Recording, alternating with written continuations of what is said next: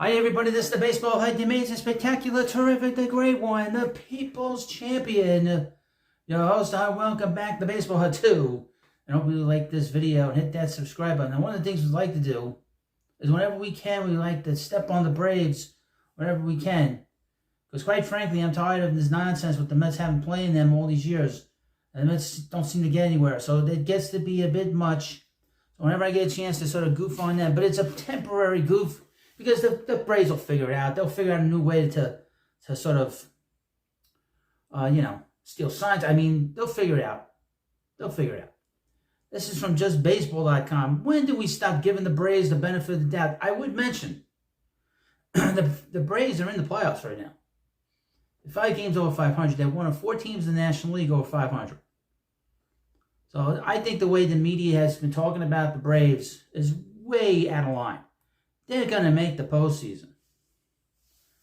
Atlanta Braves haven't looked like the same dominant team lately. At what point do we start to doubt their chance to make a run in 2024? They're making their run. They're going to get there.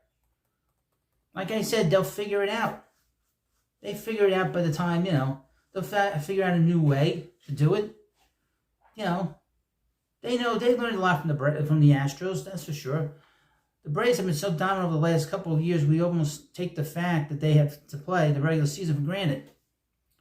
Atlanta is expected to win the National League East every year and then enter October as one of the prohibitive favorites to win it all.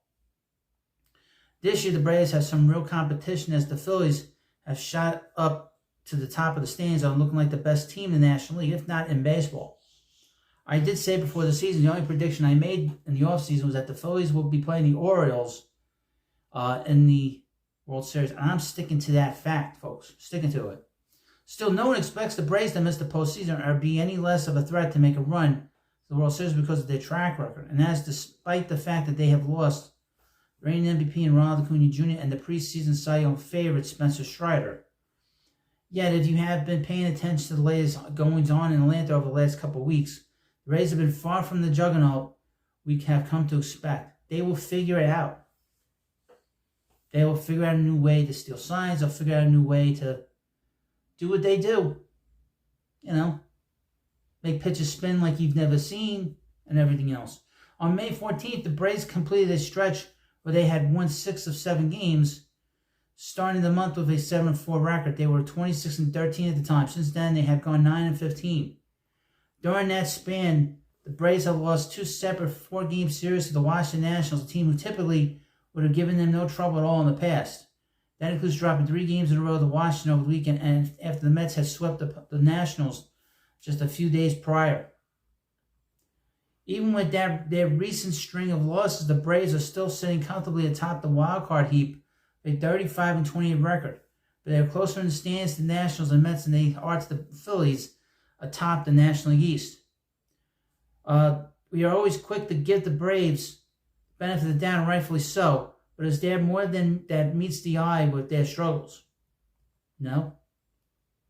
What happened to their record-setting offense? Since May 15th, the Braves have a .658 OPS as a team. They're ranked 22nd in Major League Baseball. They're in .226 for collective 85 WRC+. The Braves ranked 20th in home runs and 23rd in runs scored during that span. You know what happened, folks? The other teams figured out what the hell they're doing. And because they figured out what they were doing, they weren't throwing pitches right down the middle for a first pitch fastball to go out of the ballpark. They're not doing that now. You also got to keep in mind that teams are always adjusting. Now, losing Acuna is a massive blow to this team. There's no way around that, but the rest of the lineup is relatively unchanged from last year.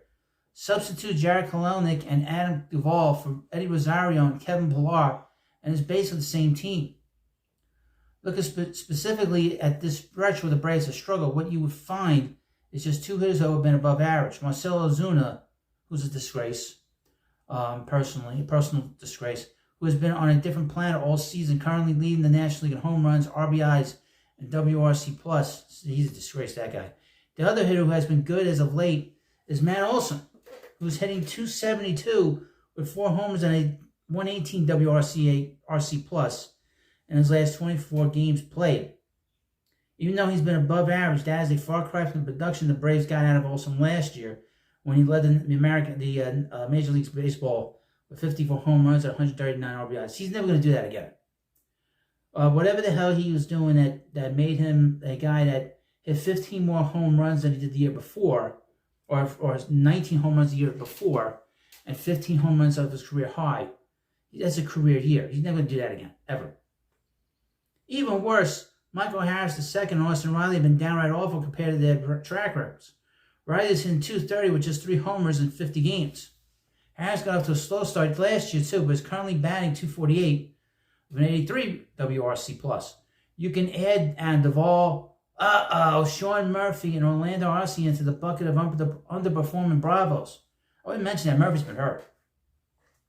And after getting off to a great start in 2024, Travis d'Arnaud has started slumping as well. I'm going to say this, folks, because as you know, it's the Mets channel.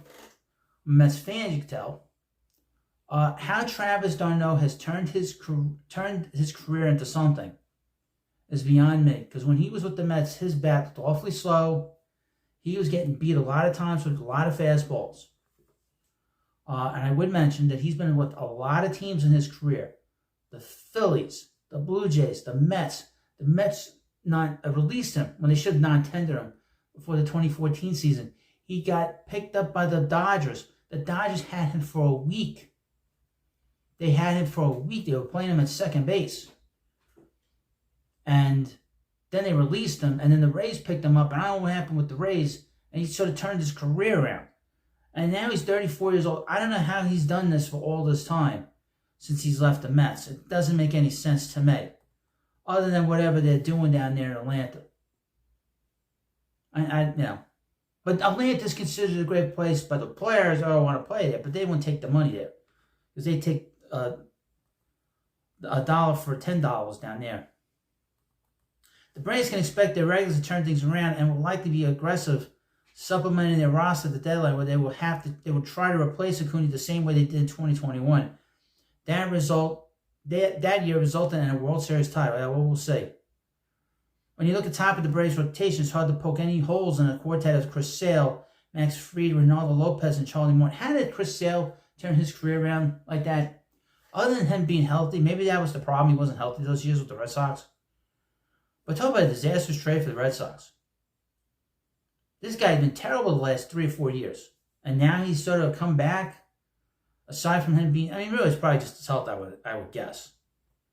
Considering Morton's age, and another guy, I'm getting sick and tired of, is Charlie Morton. For the last 6-7 years, I'm retiring, I'm leaving, F this, I'm retiring. Charlie, either retire or shut the hell up. Morton has pitched to a 5.84 ERA over his last 5 starts. Considering the fact that he's 40 years old, it is fair to have a bit of skepticism about Morton moving forward, although he's definitely not a chief concern at the moment. Again, Morton's been complaining that he wants to retire for the last 6 years, 7 years. Just retire or shut the hell up. That's just my little pet peeve about the Braves, one of the many pet peeves I have. And I've said this before. If you're a Mets fan, do never ever cheer Chipper Jones. He doesn't respect us as fans. He hates us. This idea he names his son after Shea, at the Shea Stadium, I think that's disrespectful. I think that is one of the most disrespectful things I've ever seen that a player do to an opposing team's fan base. He tried to make it seem, I love the Mets fans. Bullshit. He loved killing the Mets. And that was one thing he loved. He loved sticking it right up or you-know-whats. He's not one of my favorites, that's for sure. Well, you let me know what you think about this video. I had to get my little jab in on Chipper Jones. And I will say this about Greg Maddux. Now, I saw Greg Maddux at the beginning of his career. I don't remember the kind of movement that he was pitching when he was with the Braves. That movement certainly changed a lot from when he was pitching when he first came up. Very weird. Very strange. Anyway, thank you for watching this video. And of course, believe me, if they got a guy like Marcell Ozuna on that team, that's not a team you want to root for. Well, hit that subscribe button before you go, especially if you're not a Brave fan. All the Brave fans, they'll hate me because I don't care what I say about them. Anyway, thank you for the millionth time. I'll see you later.